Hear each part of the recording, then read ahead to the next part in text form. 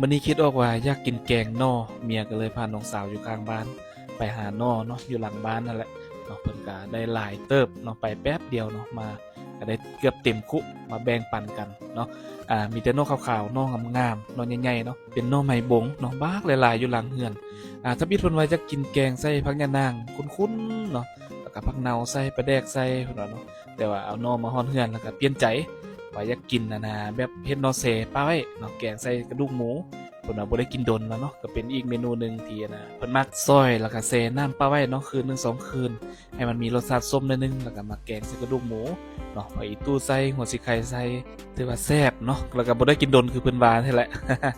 เนาะตอนนี้เราก็กำลังปอกหน่อเนาะทั้งปอกแล้วก็ทั้งสะออนจนเพิ่นเนาะน้องงามปอกออกมาขาวจั๊วะเนาะแล้วก็ปอกหน่อ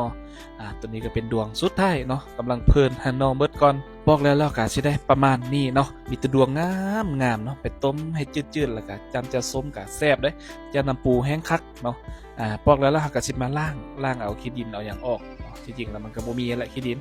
มาล้างเนาะเพื่อความสะอาดล้างแล้วเราก็สิมาทำการซอยเนาะซอยให้เป็นตอนแลบๆแบบนี้แหละเนาะเพื่อ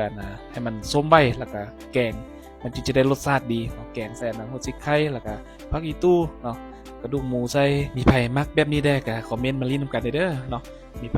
เฮ็ดแบบใดสูตรใดเนาะคือค่อยก็แม่นจะเฮ็ดสูตรนี้เนาะซอยบางๆแล้วก็ไปแ